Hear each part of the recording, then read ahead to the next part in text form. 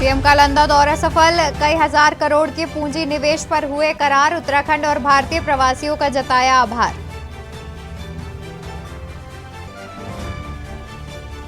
London में 250 से अधिक व्यवसायियों से मिले CM Dhami, global investor summit के लिए किया आमंत्रित, तो बरघिम में जीआईएस के लिए रोड शो में शामिल हुए धामी। कांग्रेस का चुनावी मिशन, सोशल मीडिया के जरिए देगी भाजपा को चुनावी टक्कर, 11,635 बूथों पर बनेगी सोशल मीडिया टीम। 4 अक्टूबर को रोडवेज कर्मचारी करेंगे धरना, 7 डिपो के रोडवेज कर्मचारी भी होंगे शामिल, दून मंडल में रोडवेज बसों का संचालन हो सकता है प्रभावित। देहरादून में डेंगू के लगातार बढ़ रहे मामले, 16 नए मामले मिलने से मचा हड़कंप, दून में अब तक मिले कुल 943 मरीज, 13 मरीजों की हो चुकी है मौत। 1 अक्टूबर को होगा मेगा रक्तदान शिविर, राष्ट्रीय स्वैच्छिक रक्तदान दिवस पर 700 यूनिट रक्तदान का टारगेट, रक्तदान के लिए 1000 लोगों ने किया आवेदन। आप देख रहे हैं के न्यूज, खबरों का सारथी। नमस्कार, मैं हूं आपके साथ अवंतिका अवस्थी। बात करेंगे उत्तराखंड खबरों की और शुरुआत करेंगे राजधानी देहरादून से, जहां मंडल के रोडवेज कर्मचारी करेंगे धरना। आपको बता दें कि मंडल के रोडवेज कर्मचारी धरना प्रदर्शन करेंगे। 4 अक्टूबर को रोडवेज कर्मचारी धरना प्रदर्शन करेंगे। खबर आपको राजधानी देहरादून से बता रहे हैं, जहां पर 4 अक्टूबर को रोडवेज कर्मचारी धरना प्रदर्शन करेंगे। 7 डिपो के रोडवेज कर्मचारी शामिल होंगे। आपको बता दें कि रोडवेज कर्मचारी धरना प्रदर्शन करेंगे। दून मंडल में रोडवेज बसों का संचालन हो सकता है प्रभावित। संयुक्त मोर्चा की बैठक में चरणबद्ध आंदोलन की रणनीति बनाई गई है। रोडवेज कर्मचारी आईएसबीटी में धरने पर बैठेंगे। 5 अक्टूबर को नैनीताल मंडल के कर्मचारी करेंगे धरना। 6 अक्टूबर को टनकपुर मंडल के कर्मचारी धरने पर बैठेंगे। खबर देहरादून से, जहां मंडल के रोडवेज कर्मचारी करेंगे धरना प्रदर्शन। 4 अक्टूबर को रोडवेज कर्मचारी करेंगे धरना। बता दें कि रोडवेज कर्मचारी धरना प्रदर्शन करेंगे। 7 डिपो के रोडवेज कर्मचारी होंगे शामिल। वहीं दून मंडल में रोडवेज बसों का संचालन हो सकता है प्रभावित। संयुक्त मोर्चा की बैठक में चरणबद्ध आंदोलन की बनाई जाएगी रणनीति। रोडवेज कर्मचारी आईएसबीटी में धरने पर बैठेंगे। आपको बता दें कि 4 अक्टूबर को रोडवेज कर्मचारी धरने पर रहेंगे। 5 अक्टूबर को नैनीताल मंडल के कर्मचारी करेंगे धरना। तो इसी खबर पर देहरादून से हमारे संवाददाता अंकित काला हमारे साथ जुड़े हुए हैं।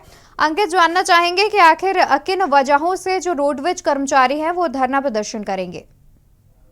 बिल्कुल, देखिए अवंतिका, कुछ एक मांगे हैं जिन मांगों को लेकर के पिछले लंबे समय से रोडवेज के जो कर्मचारी हैं वो आंदोलन कर रहे हैं और हर बार उनको आश्वासन मिलता है और उन आश्वासनों के पर सरकार खरा नहीं उतर रही है। इससे नाराज होकर के जो रोडवेज के कर्मचारी हैं उन्होंने अनिश्चितकालीन आंदोलन की चेतावनी दी है और चरणबद्ध तरीके से ये आंदोलन करते हुए नजर आएंगे। और कल काफी देर तक इनकी बैठक चली है और बैठक में यही निर्णय लिया गया है कि जब तक सरकार इनकी मांगे पूरी नहीं करेगी तब तक आंदोलन किया जाएगा। जहां तक मांगों की बात है तो अवंतिका, इसमें जो प्राइवेट बसें हैं इनका कहना यह है कि जो प्राइवेट बसें हैं जो लगातार उत्तराखंड रोडवेज को खत्म करने के प्रयास कर रहे हैं, ऐसे गाड़ियों पर कार्रवाई की जाए और जो उत्तराखंड परिवहन के बेड़े में जो बसें हैं मौजूदा समय में वो काफी पुरानी हो चुकी हैं। इन बसों की वजह से काफी दुर्घटनाएं हो रही है और जगह जगह पहाड़ों में से लेकर के और मैदान तक हमने इसमें देखा कि किस तरीके से जो खराब बसें हैं उसकी वजह से चालक, परिचालक और जो बस में बैठे हुए सवारी हैं उनकी जान भी खतरे में रहती है। तो इसको देखते हुए इन कर्मचारियों का ये कहना है कि तत्काल जो है सरकार जो पुरानी बसें हैं उनको हटा करके नई बसों को अपने इस बेड़े में शामिल करे और पहले चरण में 100 नई बसें लाई जाए, ताकि जो चालक परिचालक हैं वो शांतिपूर्ण तरीके से अपने कार्य को कर सकें और जो सवारियों की भी जान है या उनकी खुद की जान है वो भी बच सके। तो इन सारी मांगों को लेकर के ये आंदोलन कर रहे हैं। इसके अलावा रोडवेज में जो संविदा और जो आउटसोर्स के जी माध्यम से जो कर्मचारी रखे जा रहे हैं, जी उनकी एक नियमावली अभी तक नहीं है। तो इस नियमावली को भी बनाए जाने की मांग पिछले लंबे समय से कर्मचारी कर रहे हैं, लेकिन सरकार की ओर से अब कोई कार्रवाई न होने से इन कर्मचारियों में काफी नाराजगी देखने को मिल रही है अवंतिका। और अब 4 तारीख से जो है ये कर्मचारी अब आंदोलन करने जा रहे हैं, और निश्चित ही अगर ये आंदोलन पर जाते हैं तो लोगों को काफी दिक्कतें होने जा रही है। जी अंकित, साथ ही 4 को देहरादून में, फिर उसके बाद 5 को नैनीताल और टनकपुर में भी आंदोलन के लिए कहा गया है। साथ ही क्या आगे भी अन्य जिलों में भी इसी प्रकार से चरणबद्ध तरीके से आंदोलन पर रहेंगे सभी कर्मचारी? बिल्कुल अवंतिका, आपने सही कहा। देखिए, कर्मचारियों की बैठक हुई थी तो उसमें निर्णय लिया गया था कि सारी पूरे प्रदेश में एक साथ ना करके मंडल वाइज जो है ये तमाम जो कर्मचारी हैं जी वो अपने आंदोलन को चरणबद्ध तरीके से करेंगे। अब इसमें 4 तारीख से ये कार्यक्रम शुरू होगा, और 4 तारीख को देहरादून मंडल के जो तमाम जो संयुक्त मोर्चा से जुड़े हुए जो कर्मचारी हैं जी वो इसमें आंदोलन करेंगे। इसके बाद फिर ये आंदोलन चलता चलता पूरे प्रदेश भर में किया जाएगा, और एक मंडल में जो तमाम यूनियन हैं वो इसका समर्थन करती हुई नजर आएगी, ताकि जो सवारियां हैं उनको भी दिक्कत ना हो। अगर पूरे प्रदेश भर में एक साथ करेंगे तो निश्चित ही उसमें दिक्कतें ज्यादा होगी। तो सवारियों की भी परेशानियों को देखते हुए, और इस बीच सरकार को भी समय मिल जाएगा कि सरकार भी इनकी जो मांगे हैं उन पर उचित कोई ठोस कदम उठाए। तो इसको देखते हुए संभवतः जो कर्मचारियों ने ये निर्णय लिया है कि चरणबद्ध तरीके से आंदोलन किया जाएगा, और 4 तारीख से ये आंदोलन जो है वो शुरू होने जा रहे हैं। और कहीं ना कहीं अगर ये सारे कर्मचारी आंदोलन पर जा रहे हैं तो 4 तारीख को विशेषकर जो देहरादून जनपद में जो रोडवेज की बसों से सफर करने वाले जो लोग हैं उनको काफी दिक्कतें होगी। जी बिल्कुल अंकित, साथ ही अभी आपने बताया था कि पहले भी कर्मचारियों ने अपनी मांगे रखी थी और आश्वासन दिया गया था कि उनकी मांगे मानी जाएंगी, लेकिन उसके बाद भी उनकी मांगे नहीं मानी गई, जिसके चलते वो धरने पर उतर आए हैं। धरना प्रदर्शन करने के लिए उन्होंने मीटिंग करके विशेष रणनीति भी बना ली है। तो क्या अभी तक किसी भी अधिकारी या प्रशासन के द्वारा कुछ कहा गया हो कि वो आगे मांगों को मान सकते हैं, या कैसे भी करके इस धरने को रोकने के कोई प्रयास किए गए हों? देखिए अवंतिका, परिवहन विभाग के जो अधिकारी हैं वो आश्वासन दे रहे हैं कि कर्मचारियों को कि उनकी मांगों को लेकर के शासन गंभीर है, और अभी मुख्यमंत्री पुष्कर सिंह धामी विदेश दौरे पर हैं, लिहाजा उनसे वार्तालाप की जाएगी, बातचीत की जाएगी, और कुछ एक जो मांगे हैं उस पर संभवतः जो शासन है वो कर्मचारियों की मांगों मानने के लिए भी राजी है। लेकिन कर्मचारियों का ये कहना है कि जब तक उनकी सभी मांगों को पूरा नहीं किया जाता तब तक कर्मचारी पीछे हटने को राजी नहीं है। अब कर्मचारी की कुछ एक ऐसी बड़ी मांगे हैं जिस पर कि शासन पर जो वित्तीय बोझ है वो काफी हद तक बढ़ जाएगा, जिसमें कि नई बसों के शामिल करने की मांग है, नई नियमावली की बात है। कुछ एक ऐसे फैसले जरूर हैं कि जो कि राज्य की सरकार पर वित्तीय बोझ बढ़ाती है। तो इसको देखते हुए अभी अंतिम निर्णय सरकार की तरफ से नहीं लिया गया है, लेकिन आश्वासन जरूर कर्मचारियों को दिया जा रहा है, और कर्मचारियों से ये भी मांग की जा रही है कि आप अपने आंदोलन को ना करें, क्योंकि जनहित से जुड़ी हुई ये सेवा है, और जनहित में रहते हुए कर्मचारी इस आंदोलन को उससे पीछे हट जाएं। और इसके अलावा जो शासन है वो लगातार उनकी मांगों को लेकर के विचार विमर्श कर रहा है। जी बिल्कुल अंकित, साथ ही चरणबद्ध तरीके से जो है ये विरोध प्रदर्शन का फैसला लिया गया है। बने रहिए आप, हम आगे भी आपसे जानकारी लेते रहेंगे। तो आपको बता दें कि रोडवेज कर्मचारियों ने चरणबद्ध तरीकों से जो है धरना प्रदर्शन का ऐलान किया है। एक मीटिंग के बाद ये फैसला लिया गया है, जहां 4 अक्टूबर से इस प्रदर्शन की शुरुआत की जाएगी।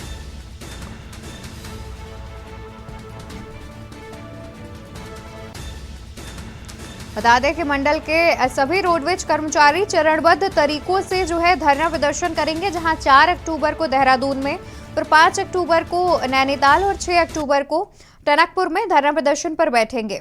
आगे बढ़ते हैं, बात करते हैं डेंगू की, जहां देहरादून में तेजी से डेंगू के मामले बढ़ रहे हैं। तेजी से देहरादून में डेंगू के लगातार बढ़ रहे हैं मामले। बता दें कि दून में गुरुवार को डेंगू के 16 नए मामले मिले हैं। अभी सभी मरीजों को अस्पतालों में कराया गया है भर्ती। दून में डेंगू के अब तक मिले हैं कुल 943 मरीज। सभी मरीजों को अस्पताल में कराया गया है भर्ती। देहरादून में डेंगू के अब तक मिले हैं कुल 943 मरीज। बता दें कि उत्तराखंड में लगातार तेजी से डेंगू का कहर बढ़ता नजर आ रहा है, जहां अब तक 943 मरीज मिल चुके हैं। करीब डेंगू से 13 मरीजों की मौत हो चुकी है। बता दें कि बारिश के बाद से ही लगातार डेंगू के मामले बढ़ते जा रहे हैं। वहीं देहरादून में भी तेजी से डेंगू फैल रहा है। बता दें कि पूरा उत्तराखंड डेंगू की चपेट में है, जहां डेंगू के लगातार नए मामले मिल रहे हैं। सभी मरीजों को इलाज के लिए अस्पताल में भर्ती कराया जा रहा है। फिलहाल अभी अगर एक्टिव मरीजों की बात करें तो डेंगू के एक्टिव मरीजों की संख्या कुल 943 है। वहीं कुछ मरीज जो है वो स्वस्थ होकर वापस अपने घरों को भी लौट रहे हैं, पर जो डेंगू का ग्राफ है वो लगातार बढ़ता नजर आ रहा है। रोज रोज नए डेंगू के मरीज मिल रहे हैं, जिनका आंकड़ा अब 943 के पास पहुंच चुका है। वहीं बता दें कि अब तक 861 मरीज डेंगू से ठीक भी हो चुके हैं। वो डेंगू से रिकवर होकर अपने घरों को भी लौट चुके हैं और डेंगू से करीब 3 मरीजों की मौत भी हो चुकी है। इसी खबर पर देहरादून से हमारे संवाददाता अंकित काला हमारे साथ जुड़े हुए हैं। अंकित, लगातार डेंगू के मामले उत्तराखंड में बढ़ते जा रहे हैं। इसको देखते हुए स्वास्थ्य विभाग ने, प्रशासन ने क्या कुछ तैयारियां की हैं डेंगू को रोकने के लिए, उसे कम करने के लिए? बिल्कुल देखिए अवंतिका, जिस तरीके से डेंगू के मामले बढ़ रहे हैं, स्वास्थ्य विभाग की ओर से कोशिश की जा रही है कि इन मामलों को कम किया जा सके। इसको लेकर के स्वास्थ्य विभाग की विभिन्न टीमें हैं जो कि घर घर जाकर के सर्वे कर रही है, लोगों को जागरूक कर रही है डेंगू के प्रति। इसके अलावा डेंगू का लार्वा मिलने पर लोगों के खिलाफ कार्रवाई भी की जा रही है। और इसके अलावा जो तमाम जो संस्थान है, जैसे कल हमने विशाल मेगा मार्ट में देखा जो देहरादून में स्थित है, उनके ऊपर 5 लाख रुपए का जुर्माना लगाया गया था, क्योंकि इस तरीके की जो लापरवाही है वो देखने को मिल रही है। तो इसको देखते हुए नगर निगम प्रशासन बिल्कुल सख्त है और कई जगहों पे भारी भरकम जो जुर्माने हैं वो लगाए जा रहे हैं। और प्रशासन की तरफ से यही कोशिश है कि डेंगू का लार्वा ना पनप पाए। जो डेंगू के मामले बढ़ रहे हैं वो डेंगू के मामले कम हो सके। और जिस तरीके से बृहस्पतिवार की भी अगर हम बात करते हैं अवंतिका, तो 16 मरीज जो हैं वो देहरादून जनपद में मिले हैं।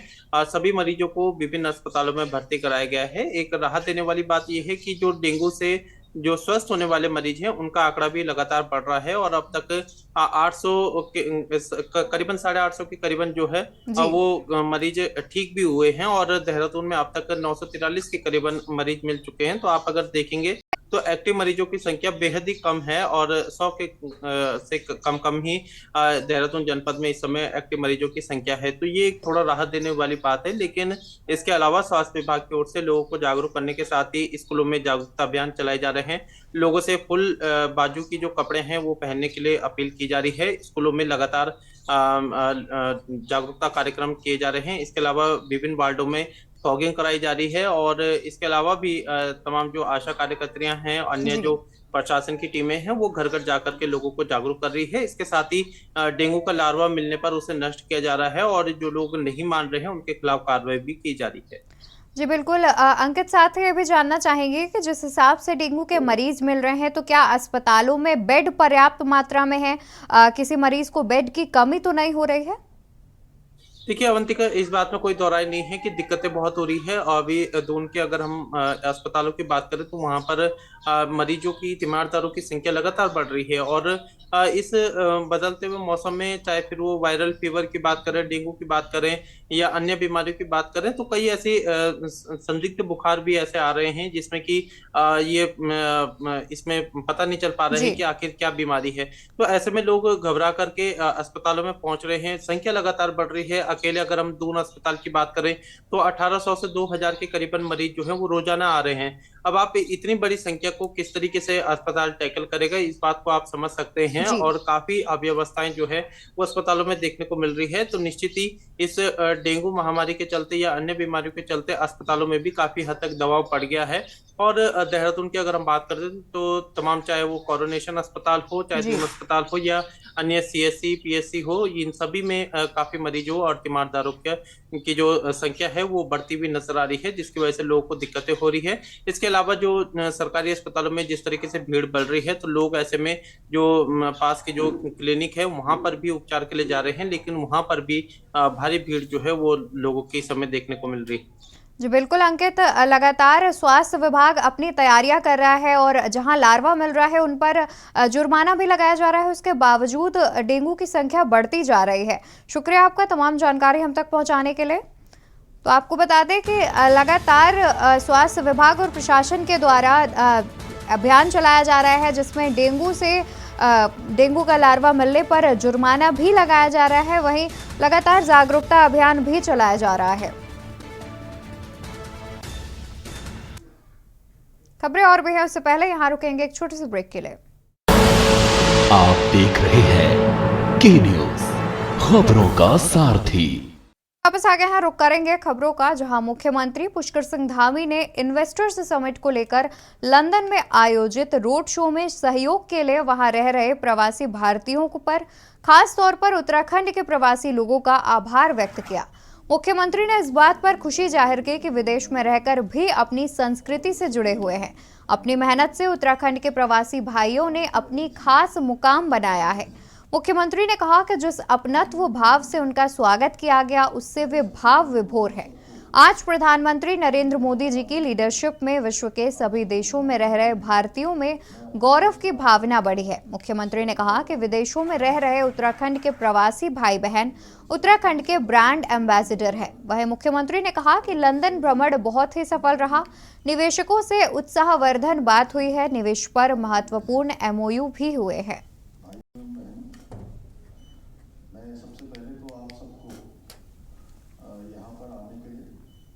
आप सब लोग यहाँ पधारे हैं, मैं अपनी ओर से आप सभी का स्वागत करता हूँ। सभी ऑफिसर्स, मेरे साथ आए हुए सभी अधिकारीगण और इंग्लैंड में रहने वाले सभी अप्रवासी भारतीयों का, अप्रवासी उत्तराखंड के भाई बहनों का, सबका मैं दिल से आभार व्यक्त करता हूँ, उनका धन्यवाद करता हूँ। आज जिस प्रकार का मैंने यहाँ पर आप सब लोगों का जुड़ाव, आज भी देवभूमि से, अपनी मातृभूमि से, जिस प्रकार के सांस्कृतिक परिवेश में आप सब लोग ने जन्म लिया है, उसको यहाँ भी आप लोगों ने बढ़ाने का काम किया है। जिस क्षेत्र में भी आप काम कर रहे हैं, अपनी मेहनत से, लगन से, परिश्रम से एक मुकाम हासिल किया है। आप हिमालय की तरह अडिग हैं और मैं कह सकता हूँ जिस प्रकार का आत्मीय भाव, जिस प्रकार से आपने मेरा यहाँ पहुँचने पर स्वागत किया, हमारे प्रधानमंत्री आदरणीय मोदी जी के प्रति आपका जिस प्रकार का एक विश्वास है, उनकी लीडरशिप में आज पूरी दुनिया के अंदर हर भारतवासी का सीना चौड़ा हुआ है, उसके अंदर एक विश्वास का भाव पैदा हुआ है। उत्तराखंड में निवेश को प्रोत्साहित करने के लिए सीएम पुष्कर सिंह धामी का 3 दिवसीय ब्रिटेन दौरा कामयाब रहा। शुक्रवार को वापस उत्तराखंड लौट रहे सीएम धामी ब्रिटेन से 12,000 करोड़ रुपए के ठोस MOU के साथ वापसी करेंगे। 3 दिन के भीतर अंतर्राष्ट्रीय स्तर की कंपनियों के साथ राज्य में निवेश के लिए करार हेतु इसमें खासकर पर्यटन सेक्टर और निर्माण सेक्टर में बूम आने की उम्मीद है। सीएम पुष्कर सिंह धामी का कहना है कि उत्तराखंड में निवेश के प्रति खासा उत्साह है। इस निवेश से राज्य के विकास को गति मिलेगी। वहीं राज्य के युवाओं के लिए रोजगार के लाखों नए अवसर भी पैदा होंगे।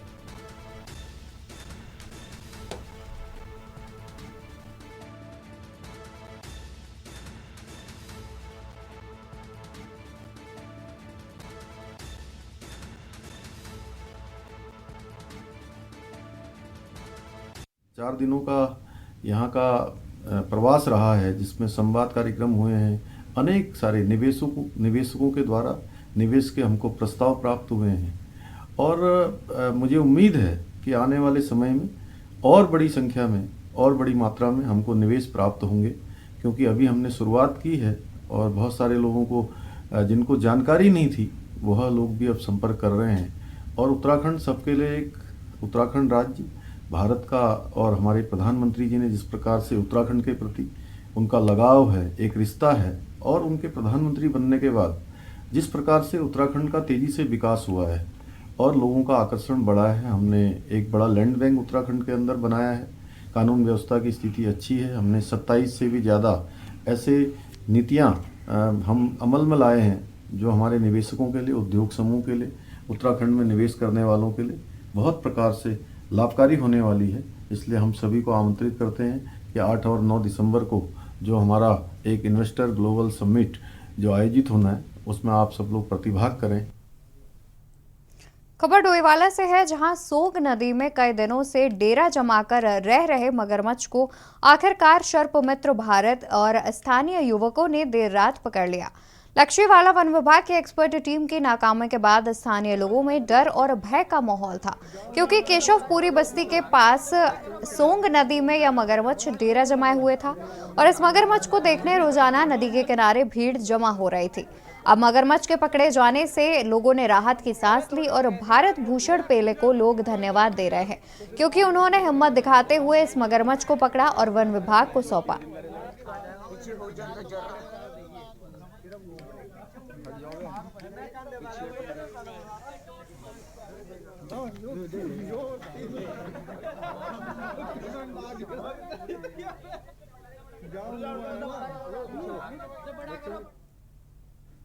उत्तराखंड खबरों में मेरे साथ फिलहाल इतना ही। आप देखते रहिए के न्यूज इंडिया। आप देख रहे हैं के न्यूज, खबरों का सारथी।